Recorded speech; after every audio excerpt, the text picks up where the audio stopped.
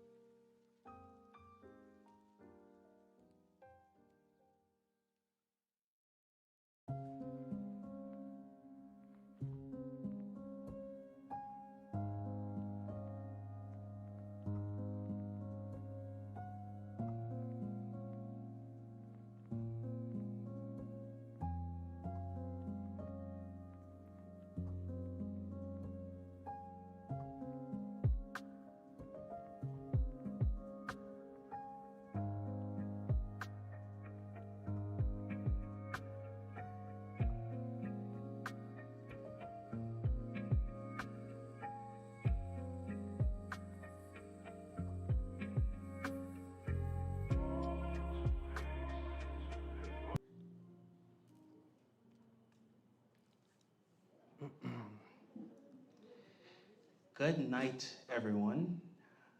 How are you guys? Good, good, good. My name is Jovel Bailey. I am one of the partnership manager here at AVASK in social media as well. And I would just like to welcome each and every one of you here tonight.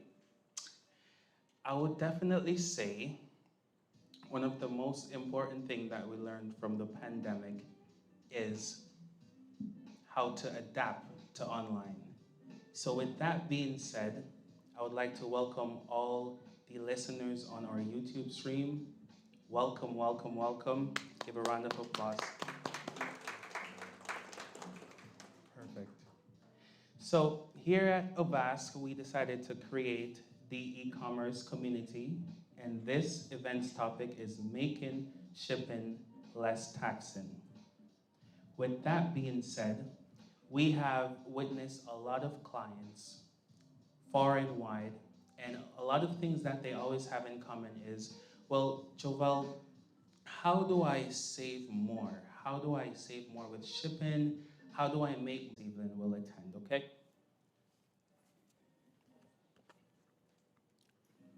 Perfect. So next up, we will have Mr. Timothy Nelson give a welcome address on behalf of AVASK, the e-commerce community. After that, we will have our first speaker from AVASK, Mr. Hansen, on path to being fully compliant for the US tax and regulations. Then we will have Mr. Michael Shine right after with making shipping less taxing. And then we will do what I'm sure all of you are very excited for, which is the food, the networking, and the photograph, okay? Perfect. With that being said, let's give a big, loud round of applause for Mr. Nelson.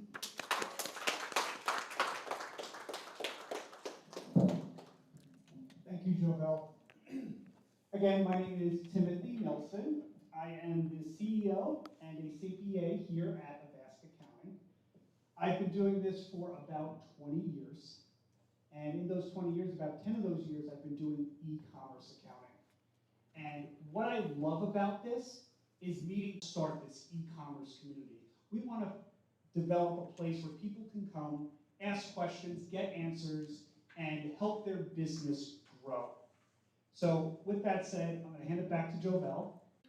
For teaching me many of what I know when discussing the compliance services for the US.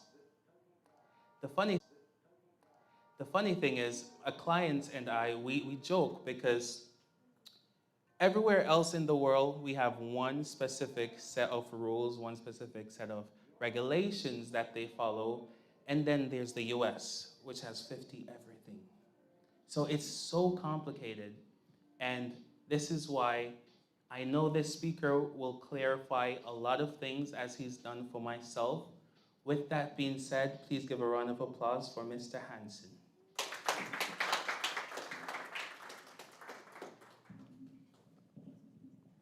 Thank you, Joe, for that introduction, but I'm not going to ahead and take all that credit. Joe is the phenomenal learner, and all of the knowledge that he has gained from his experience at AVASK is just him taking that step ahead of just being willing to be a good learner from myself alongside everyone else a part of the AVASK team. So once again, my name is Alex Hansen. I've been with AVASK for roughly about 3 to 4 years now.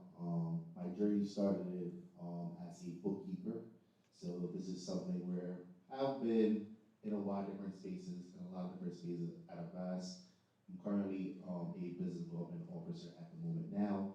So I'm speaking from both sides of the fence, where my time during the bookkeeping session is something that I've experienced, where I've seen a lot of people try to make shipping a little bit less taxing for them, and then even having the ability to save on shipping. So this is the purpose of us creating this meeting today and having this event for all of us to come together and see how we could save on shipping and even to save on any other tax advisory services that you may want to have throughout the year. Before I even get into say saving on shipping, what I do realize sometimes from my experience is that, as mentioned, a lot of people are new to the e-commerce community. Like Joe said, the pandemic has taught us a lot. One of the new things that we discovered during the pandemic is that there's a lot of things that you could do online and through the e-commerce platform. Therefore, you have a lot of sellers who are new to the e-commerce platform. They just want to start this as a side hustle. A lot of people wanted to make it their full-time job.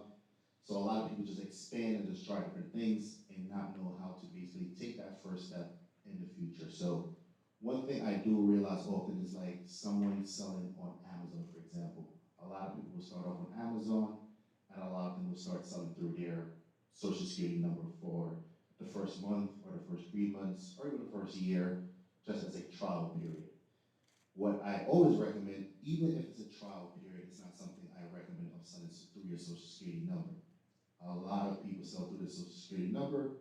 There's nothing wrong with it at all, but it just exposes your personal assets a little bit more out there. So not sure if there's anyone here or anyone online that is selling through their social security number, but one thing I would always tell you guys is just form a business and making sure that you have all of your assets being protected, and also any form of, say, protection that you need or any form of, say, experience you're trying to gain, making sure that everything is basically being flowed through your business.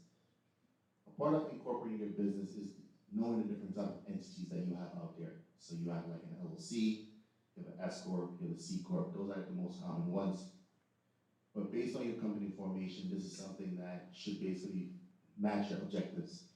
So if your objectives are just saving on taxes or just saving on different aspects of things, always start with an LLC. A part of forming a business you will see on my screen is that you will receive also what's called an EIN number.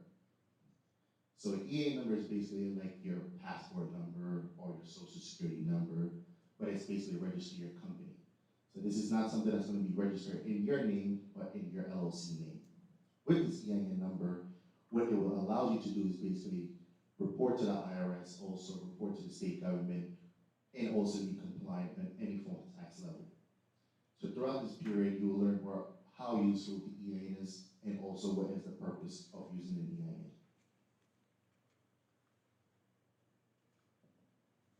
So in regards, as I mentioned, to the proper use of an EIN, as I mentioned, it first basically allows you to be compliant with the IRS, and also the second thing, it allows you to be compliant with any state government, where that is useful throughout the year. When it comes to, say, your company being formed, you have everything up and running, you went to the state government, you formed your business, you obtained your EIN number. It's just you knowing the different type of taxes that you should be aware of throughout the year. The main one that I experienced a lot during my time as a business development officer is the corporate taxes. So our corporate taxes here in the United States is basically have two different deadlines. You have a deadline of March 15th or a deadline of April 15th. These two different deadlines is solely based on how your company was incorporated. So if you have an LLC, you will be much more familiar with the deadline of April 15th. If you have a corporation or any form of election, you are much more familiar with the March 15th deadline. And this is something that you should just always be compliant with throughout the year with the federal government, which is also the IRS. Once it comes on to sales tax is solely based upon how you're selling.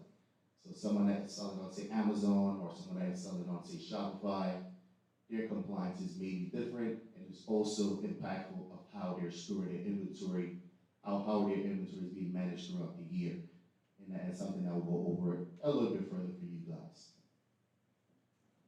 So on my left, you will see an Amazon seller. So since Amazon is one of the most popular or one of the world's largest marketplace facilitator, that is something that all of us could say, hey, if we need something, the first place that we go to is Amazon. We need overnight shipping, we need next day shipping, the first place we're looking is Amazon. As Joel mentioned, everything is just being done on the web and also on an e-commerce platform. So once you're basically selling on Amazon, if someone like myself is looking to basically receive the inventory next day, Amazon is not going to store it in only one warehouse. If I want something tomorrow, it has to be something that's close to, say, the region of New York, New Jersey, Pennsylvania, but it has to be somewhere very local. Amazon will not be storing it in the state of, say, California, for example, because in order for me to receive something within a next day shipping or 2 day shipping, it must be stored locally. So once you're selling on Amazon, what Amazon do is basically store your inventory in multiple different states. And within these states, each state has their own rules and regulations. Therefore, that's why you're required to register for 9 states. And the purposes for that is basically those 9 states identify your inventory as a form of physical nexus. And if you surpass having any form of physical nexus or economical nexus in a given state, then you're required to register for sales tax. On the other hand, you will see someone who's selling on Shopify. So a lot of people want to sell on Shopify, want to start their own brand, whether that is selling clothes, makeup, any form of artwork, anything of that sort. A lot of companies start from building their own website, something such as Nike, Polo, anything of that sort. They all start from their own website, so you gotta start somewhere. And for all my Shopify sellers, their physical nexus and economical nexus would basically be different from someone that is selling on Amazon, because they are in control of their own inventory and how things are being facilitated on their platform. So though their physical nexus and economical nexus activity will solely depend on how they're storing their inventory and how they're making sales. So what they will have to do throughout the year is just monitor their sales tax threshold and also just monitor their economical nexus as well throughout the year. And in regards to that, this is something that can get a little bit deeper. Like I said, if you're required to register for sales tax, there can also be other compliances, getting familiar with, say, franchise tax and also income tax throughout the year. So this is something that I would love to take a deeper dive into with anyone. If anyone have any questions, you can always feel free to contact myself, or you can always feel to schedule a call with Jovel, or any one of the AVASK colleagues that you will see speaking today, or anyone that you see speaking today. There will be numerous point of contacts that you can contact today, and it will definitely be able to assist you. And then in regards to that, that's basically my topic today. Coming up next, we basically have, say, Mike from Shipware that will basically going over taxes and making sure that you're managing correctly, try to start to side hustle. So thank you guys.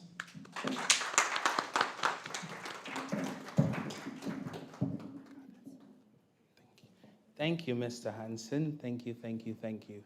Now, AVASK is an international company. With that being said, we have over 10,000 clients. Now, that means that we have clients that come to us not even knowing what their inventory will be yet, versus clients that are multimillionaire. Now, one thing in common that, as I mentioned before, they ask is, Jovel, we need help. How can you help us? How can you make sure that we succeed as a seller? And that is precisely why we're here.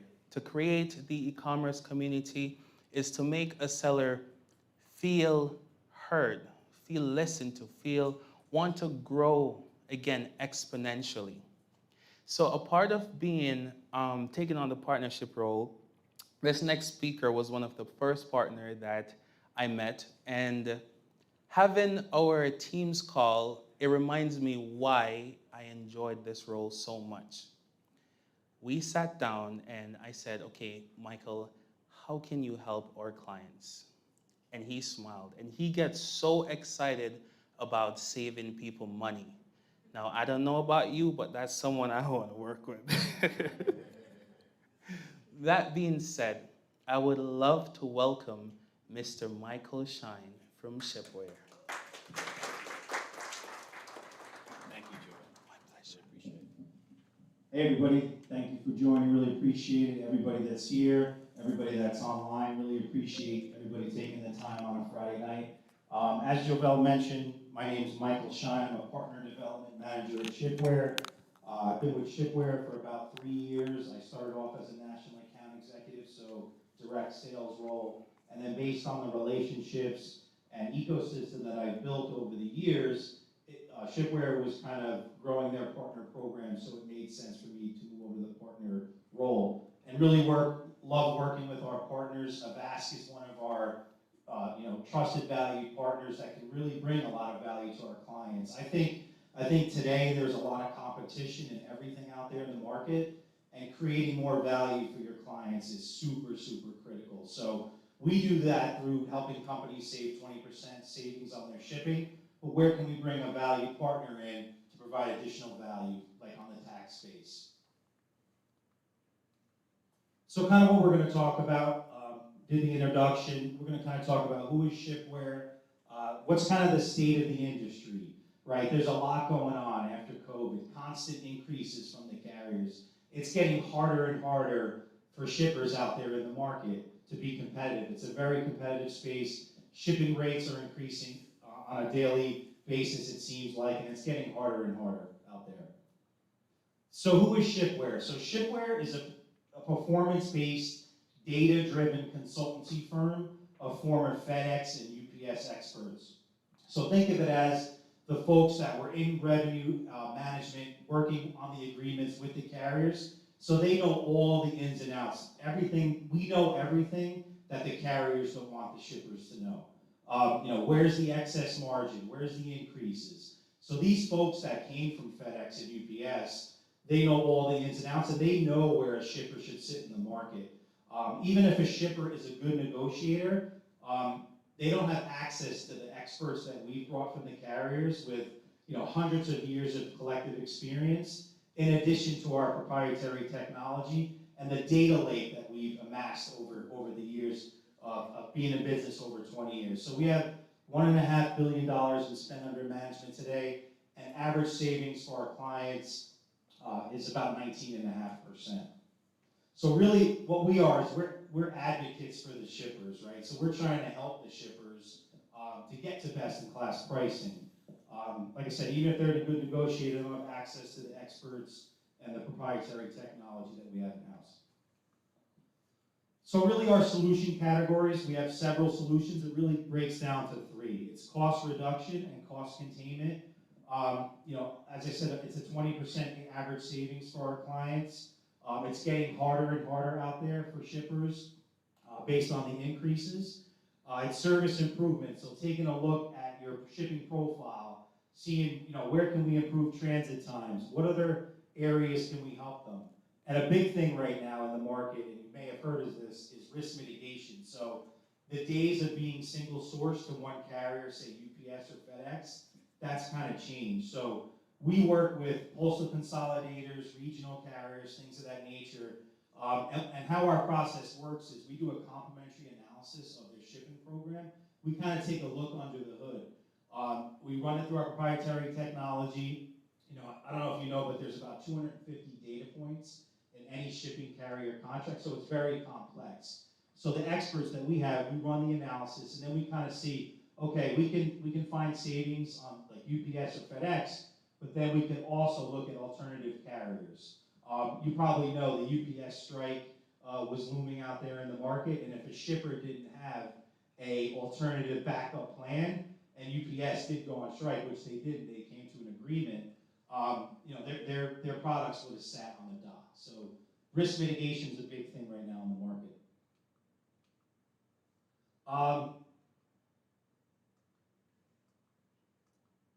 So what services do we offer? We have several services.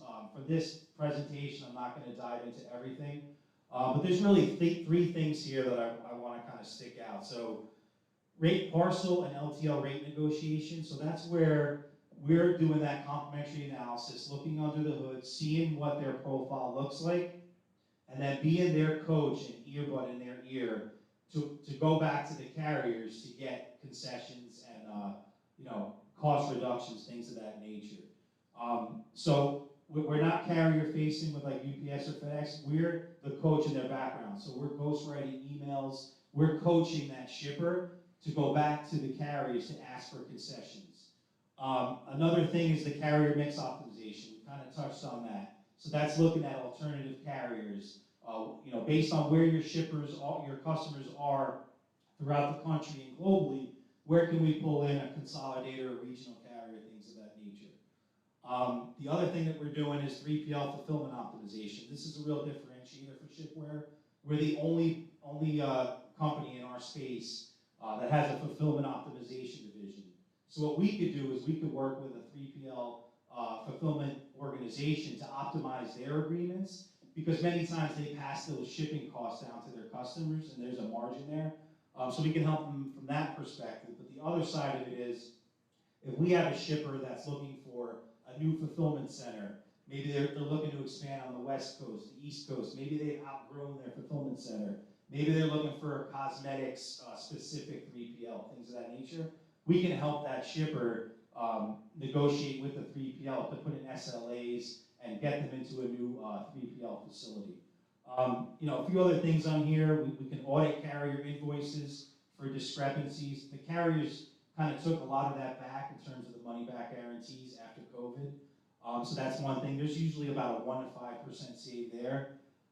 We have a parcel analytics and reporting platform where everything houses through in terms of the invoice data, things of that nature. And then we're also able to pay parcel invoices and kind of take that offload the AP part of the business. But the lion's share of what we do and where the most savings is from those renegotiations and then looking at alternative carriers, things of that nature. And the nice thing is we're performance-based, so nothing saved equals nothing owed. So we're just as motivated as a shipper is to uncover savings, because if we don't uncover savings, shipper doesn't make any money. So we're real advocates for the shippers to get them the best-in-class pricing.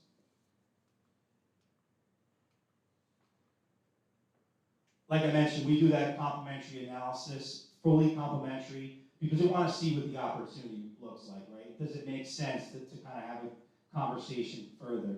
So we kind of do a very in-depth, comprehensive distribution analysis. We take a look at their residential, their fuel surcharges, everything. We kind of give them a benchmarking scale from 1 to 4. Many shippers maybe they're at 2, like at competitive market pricing, but they just don't have access to our experts, our technology, things of that nature. So the goal is really to take that shipper that's a 1 to 2 to a 4. And when we do that, there could be a significant savings opportunity. Obviously, the market is kind of cloudy right now, and everybody's looking to cut costs, right? So if we can uncover some savings opportunities, it could be really impactful for an organization's business. So we give that savings projection. We kind of go back to the client after we run that analysis, charts and graphs, show them their entire shipping profile, what it looks like from A to Z, and see if there's an opportunity to work with us. What's kind of the state of the parcel industry now? Obviously with COVID, things have really changed. We kind of touched on the UPS strike. The UPS strike didn't happen, but I don't know if you saw, but now they're looking to pay UPS drivers a big increase in their salary, right? So what's going to happen with that? UPS is going to try to reclaim those funds that they're going to pay with price increases, right? They're going to increase those rates. So really, it's the most optimized shipping costs are really what's going to drive revenue. As you know, we're all in the e-commerce space, very competitive market, right? So whoever has the best shipping costs, that's going to help with shopping cart abandonment and lower and higher conversions. FedEx and UPS now has consolidated their network, Ground Express. That could be a good thing, but also could be a challenge operationally. There could be some challenges that we could see coming down the pike. We talked about the new carrier options, so it's not just a FedEx and UPS game today. There's consolidators, there's regional carriers, there's USPS, so there's many different alternatives they can use today. Volume is down with the carriers, so we're seeing that negotiations are getting some steam to them. With COVID, obviously there was a spike with everybody was at home, right? So e-commerce kind of went through the roof. And we've seen success in negotiations from this perspective. So what's the outlook for shippers? It's getting harder and harder, right? The constant increases from the carriers. More carrier diversification, so we're going to see shippers really moving, not being single source with FedEx, UPS, looking at those regional carriers, consolidators, things of that nature that make sense. Obviously, ton of competition in e-commerce, right? It seems like every day there's a new e-commerce website coming up in the market. There's tons of potential growth, right? Everybody, especially since COVID, everybody's shopping online. UPS and FedEx rate increases, published 5.9%. They kind of work in lockstep, right? UPS does one thing, FedEx kind of goes and does the same. So right now, FedEx has a January 1 start date for their price increases for 2024. UPS is actually going to be a week before on December 26th. So another big thing in the market now is the post-purchase experience, kind of what's the roadmap for 2024. Shippers, and this is all based on Amazon, right? Everybody wants their packages, they want it fast, and they want the visibility. So, we're seeing that we're working with a lot of partners in the post-purchase standpoint, giving that tracking capabilities. Everybody wants to know, if there's a gap in that tracking, that's an issue. They're like, where's my package? Because that's really been dictated by Amazon. Another thing, Amazon is kind of moving into the shipping space. So they were kind of looking at this before COVID, but now they're going back into looking at the strategy of, even if you're not an Amazon shipper, they're really going to compete. They kind of want to become like a FedEx or UPS. So they're looking to take a lot of market share. So look for that to come in 2024 for sure. That's going to be something that's going to be coming.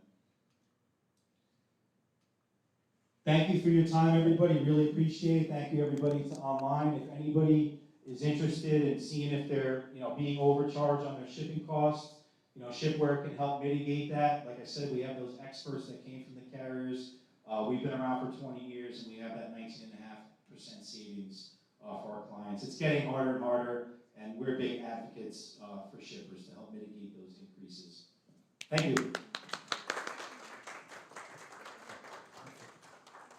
Thank you so much, Mike. Wasn't that informative, guys? Very informative. Perfect.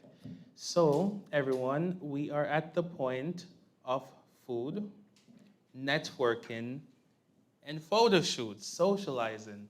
But before we dive into that, I would just like to say, again, a very, very special thanks, because I know a lot of work was put in to make this possible. So definitely a round of applause for Tiffany. Thank you so much. A round of applause for Fiona. A round of applause for Zaquan and his team. A round of applause for our speaker from Shipware, Michael. Thank you. A round of applause for our speaker from AVASK, Mr. Hansen. A round of applause for our CEO, Mr. Timothy Nelson. Perfect. And just a huge round of applause for the AVASK team. Thank you guys for making this possible. Thank you everyone who's online, who's tuned in to watch.